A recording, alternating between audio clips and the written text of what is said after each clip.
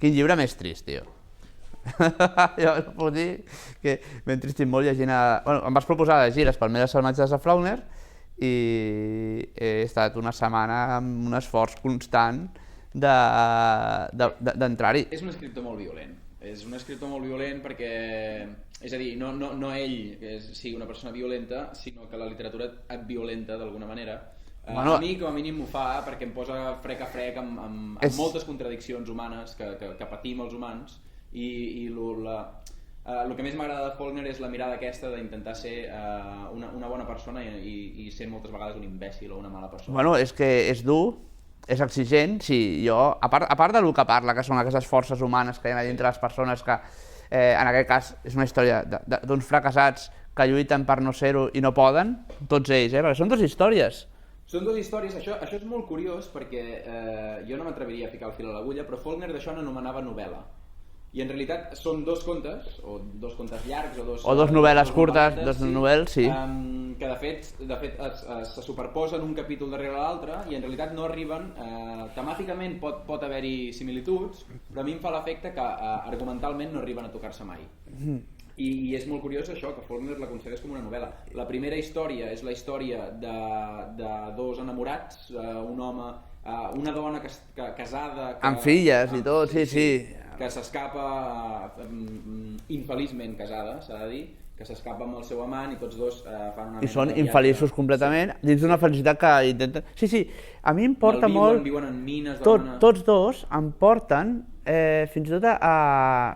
He pensat una mica, no? És com si tingués l'Odissea i la Ilíada juntes amb una sola novel·la. És a dir, tens la història d'aquests dos, que seria la d'Helena de Troia que fuig, amb el seu amant, amb Paris, i per l'altre cop el retorn d'Odisseu a casa amb la dona aquesta. Veig aquí com si fos una Odissea i una Ilíada juntes, on hi ha la part d'aquests dos amants, que és Helena de Troia que fuig i tal, i per l'altra la història d'aquest negre que va pel riu Mississippi intentant fugir d'una inundació i porta, acompanyat d'una dona, i intenta tornar-la. No és ben bé Odisseu, però saps? Aquests dos... I tot és un drama grec. Jo he de reconèixer que la primera vegada que les vaig llegir amb una mirada, diguem-ne, pensant en Faulkner com si tingués una mirada misògina, no?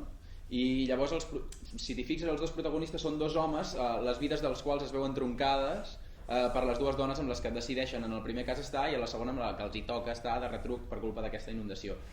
I després, pensant-hi i repensant-hi, em fa l'efecte que el que fa Faulkner, o com a mínim es pot llegir d'aquesta manera, és fer un retrat de lo estúpid que és l'home en molts sentits i de com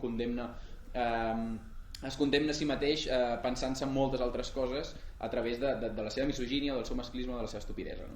I és un Faulkner que surt dels seus ambients naturals, sempre et diuen, no, Faulkner va inventar un món on era aquell comtat, on vivia aquella gent, i aquí surt d'això i és contemporània d'ell aquesta novel·la. És a dir, és estrany entre un Absalón o els Royal... Tot això... Sí. La primera història, de fet... vull dir, notes la ploma de Faulkner, però si t'expliquen la història, si t'expliquen l'argument, podria ser perfectament de Scott Fitzgerald o dels grans autors yankees de l'era del jazz, no? Sí, però la veritat que m'ha exigit molt, però m'ho he passat molt bé. Ha exigit allò d'anar llegint les línies amb el dit per no perdre'm en les frases frases de 5 línies de paràgraf sencers, però clar, acabes i dius, hòstia, quan ell ho fa bé, i quan algú intenta copiar Faulkner, i acostumats que xungo, que malament surt. Acostumats també com estem a llegir novetats i entrar una mica en aquesta roda, el fet de poder llegir un clàssic, te n'adones de lo difícil que és fer un bon llibre, i un llibre durador, i un llibre que tingui tant i tant de fondo. I un llibre exigent, però que és exigent, però et continua donant molt. I per tant, Palmeres salvatges, Faulkner, 1984. Traducció d'Ester Tallada. Que li hem de dir que, clar, a traduir Faulkner, l'Ester Tallada aquí s'ha fet un curro del copón. Està traduint tot Faulkner, vull dir, no és aquest, és el Mentre em moria, és la mansió... Li agraeixo i la planyo.